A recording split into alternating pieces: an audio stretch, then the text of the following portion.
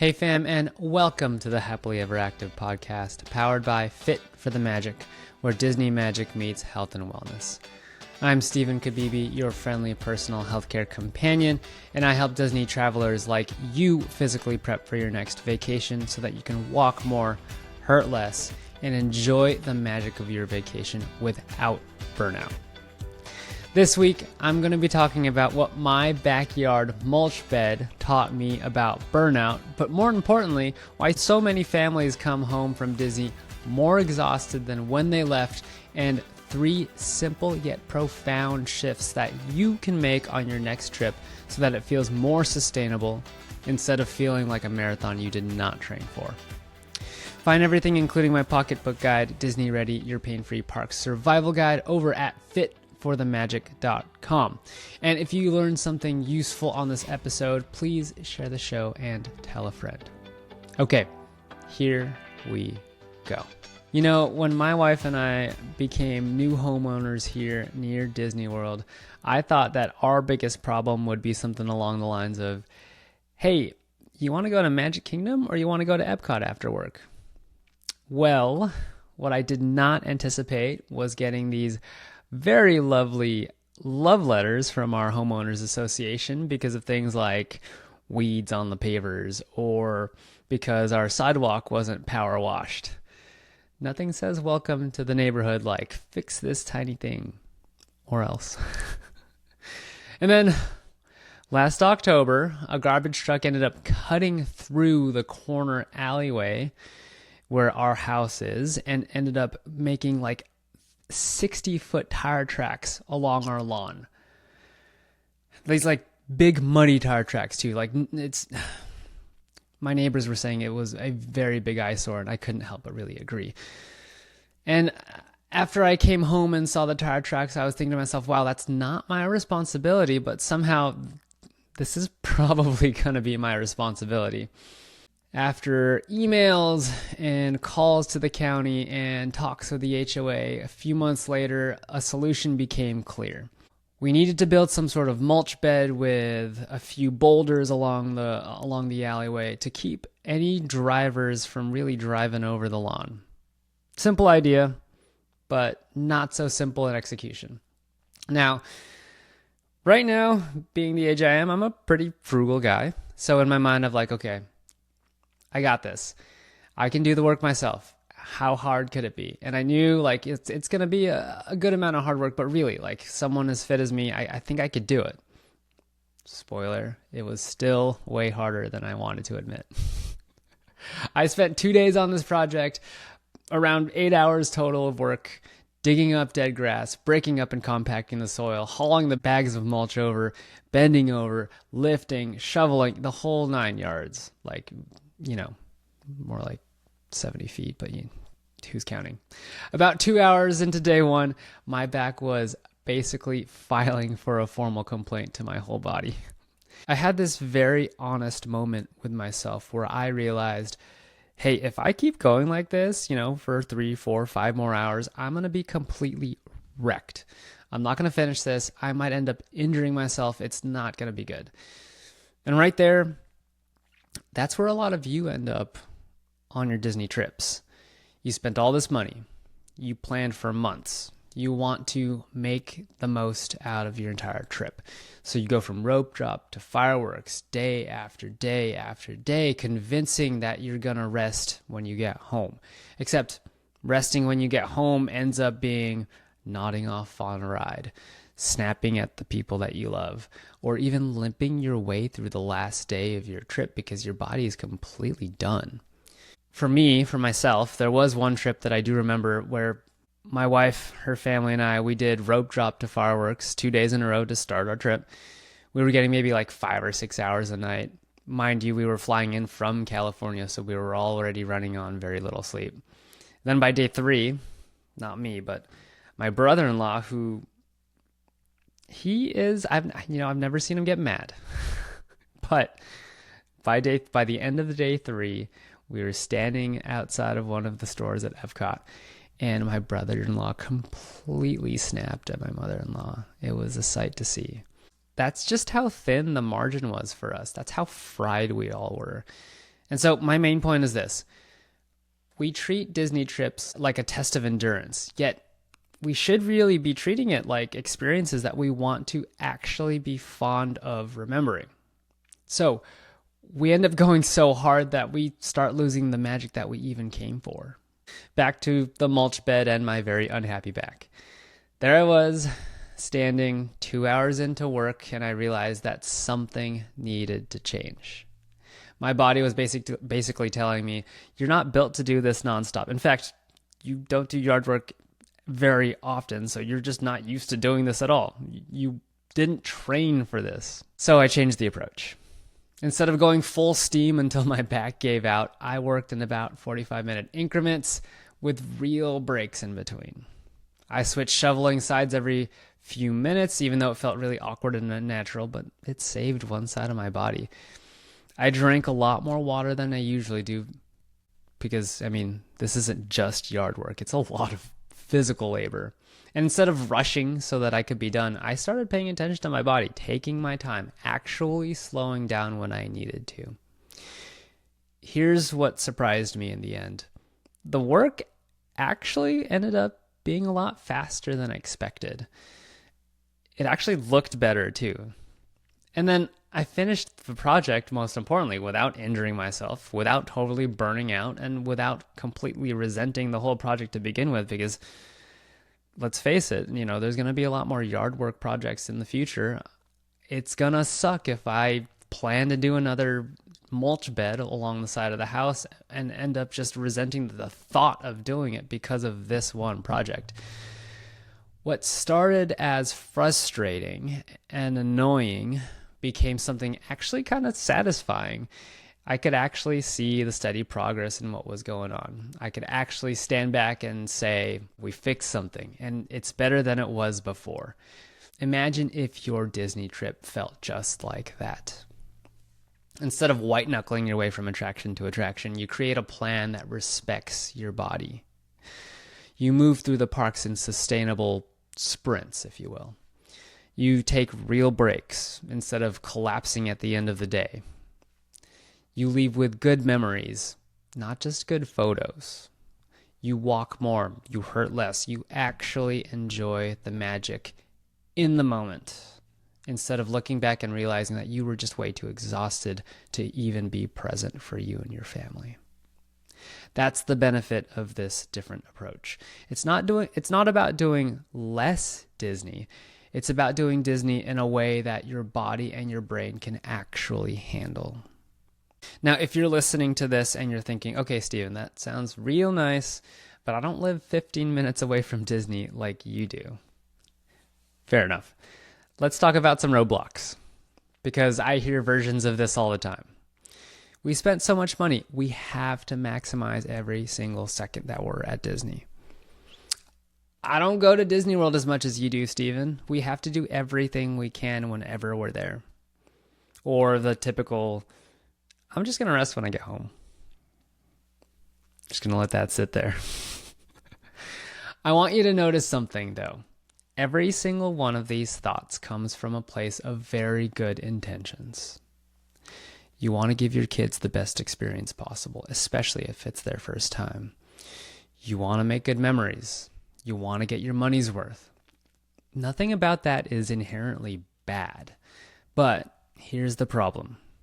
When those good intentions combine with a body that hasn't been prepared for those 20,000 steps a day and hasn't been prepared for a schedule that didn't include rest and a brain that's operating on 5 hours of sleep, that's when the wheels start to come off. That's when you start seeing meltdowns in the middle of Fantasyland. Sometimes from your kids and sometimes from you. That's when you see the most patient member of the family snap on day 3 of the trip because everyone is completely spent. I watched that happen to my own family on that rope drop to fireworks marathon trip. And there's another sneakier roadblock too. The FOMO. And the comparison, especially with social media nowadays. You see someone on TikTok doing 25 attractions in one day, and you're wondering how the heck I can do that. You see the family that did it all in 3 days. 4 parks, 1 water park since another one's not open usually. But they did it all in 3 days. You see the perfect Instagram photos, quintessential Disney. Then you start telling yourself, if we don't match that, if we don't squeeze it all in, then we're doing it wrong.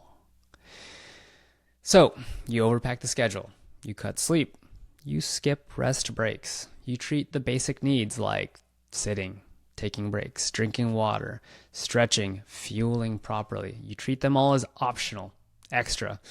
Those like if we have time activities. And then your body does what bodies do when they're pushed way past their limits. It starts to do a forced shutdown. Sometimes it looks like emotional explosions. Sometimes it looks like you falling asleep on rides you actually wanted to experience. Like another time when I went to Disney World with my wife and her family, and it must have been day 3. Midday, we went to get onto Carousel of Progress, and by the second scene, I had fallen asleep. And I had fallen asleep hard. Like, even to me, it's not even funny because I love Carousel of Progress. I don't know about you. It's one of my favorite attractions at Magic Kingdom. However, my wife thought it was really funny, so much so that she ended up taking a photo and is proud to share that photo with anyone that asks. So, if you want to avoid that, well, I'll leave it at that. This isn't theoretical for me. I genuinely wanted to live in the moment, live in the magic, and connect with everyone that I was with, but my body just overruled my own mindset because I ended up pushing just way too hard for a few days straight. If you're literally sleeping through attractions that you had paid for with a theme park ticket, it's not a character flaw. That's your body waving its big red flag saying, you just asked way too much of me. So when we're talking about roadblocks, we're not just talking about money and time and park reservations and lightning lanes and dinner reservations. We're talking about mindset. We're talking about expectations. We're talking about the guilt that comes up when you even think about slowing down. That's why I want to give you a very practical 3-part plan, straight from that mulch bed in my backyard that you can then apply to your next Disney trip. These 3 strategies helped me change the approach that I took to my mulch bed. And this is how you can use those same ideas to prevent burnout on your next Disney vacation. I'm going to break it down into this 3-part plan. Pacing, which consists of sprints and real breaks, switching sides or rotating your load throughout the day, and then hydrating and, of course, listening to your body. First, let's talk about pacing with sprints and breaks. With the mulch bed, once I realized that my back was done trying to be the superhero of the day, I ended up doing 45-minute sprints. I'd focus as much as I could for that 45-minute block of time, and then I'd actually stop, rest, breathe, just sit and chill for 15 minutes. I didn't pretend to take a break when instead I was like half working. I took a real break. For Disney, this could look like planning intentional blocks of time, maybe every 60 to 90 minutes, where you take a pause, sit down, take a few deep breaths, do a stretch break. That pause could be something like maybe even going back to the resort for a break, or a longer break where you can get into the pool for a little bit and let your muscles relax. It can mean sitting in a quieter corner of the theme park with a snack and just enjoying yourself. It could mean grabbing a bench in the shade and just people watching for like 5 or 10 minutes. It doesn't take long, but an intentional break from the sprint that is Disney is going to help. The key is the break needs to be part of the plan, not just some sort of emergency response. So instead of saying, we'll rest when we're dying, it becomes, we move, we rest, all by design. This alone can save your feet, your back, and your patience. Now let's talk about switching sides, or in the case of Disney, rotating your load throughout the day. When I was shoveling to make that mulch bed, my instinct was just to use my dominant side the whole time. And it makes sense. I learned to use a shovel with my right hand being dominant. So every time I use a shovel, I would use my right hand being dominant. It felt natural. And it was efficient because that's the way I learned it. But That's exactly what overloading does when you use that one side over and over and over again for 6 hours. That's why one side would start to get sore. So I started switching sides every few minutes, and not gonna lie, it felt very awkward at first, but man, it felt a lot more relieving to my right side whenever I would switch sides, even if it was just for like 30 seconds or a minute. It saved me from burning out just one set of muscles. At Disney, switching sides could mean rotating the kind of energy that you're spending. For example, don't stack all of the high energy rides or crisscrossing across the entire park back to back to back. Instead, follow a big stimulating activity like a huge ride or crossing the entire park, and follow it up with something calmer. A show that lets you sit. Festival of the Lion King or Festival of Fantasy Parade at Magic Kingdom. Follow it up with a low-key attraction, something a little bit more chill. Or even a slow walk-through or a snack break. Mixing up your day could also mean maybe one morning is where you start off with a rope drop. But then the next day you sleep in and you go to the parks a little later in the day. Or one day is going to be ride heavy with all the big rides to hit. The next is going to be more shows, character meet and greets, more wandering, more like easy things for your body and your mind. You're still going to be doing a lot. You're still going to be having a ton of fun. But you're not hammering the same physical and emotional muscles over and over and over until they give out. Okay, finally, hydration and listening to your body.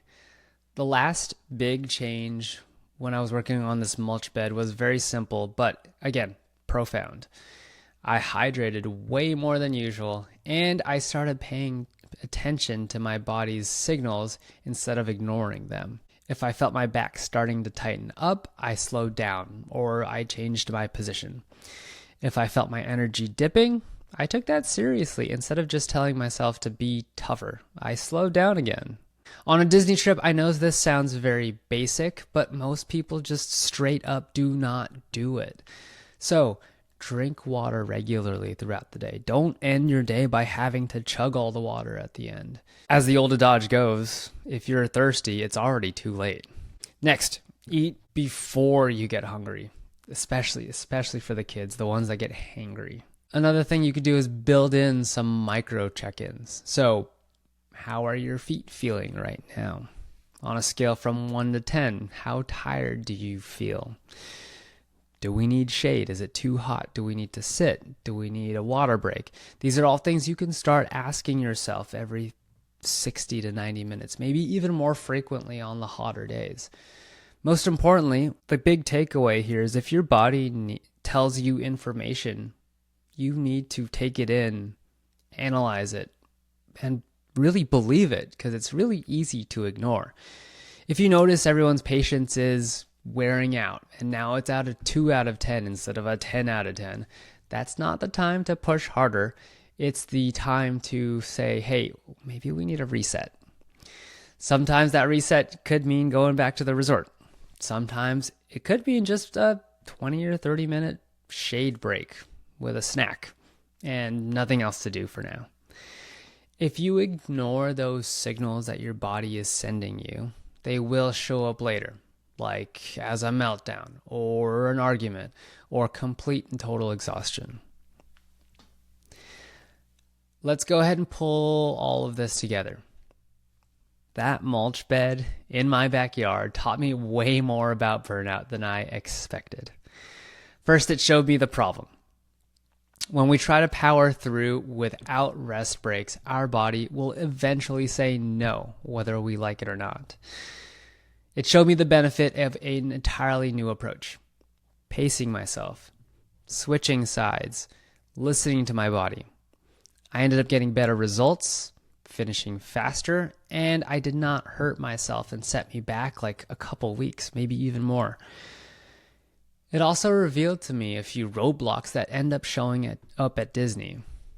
The guilt of money, the FOMO, the comparison, and the I'll rest when I get home. Finally, it gave me a simple 3-part strategy that you can apply on your next trip. And here it is again. Plan your days in sprints and rest breaks. Rotate the type of energy that you're spending. And then finally, hydrate and actually respond to what your body is telling you. I want your next Disney vacation to feel magical and sustainable. I want you to walk more, hurt less, and actually be present for the memories that you're about to make, with fewer carousel of progress naps that you don't even remember. And if you're listening to this and you're thinking, okay, I want that, but I know myself. I'm going to be excited and I'm still going to overdo it.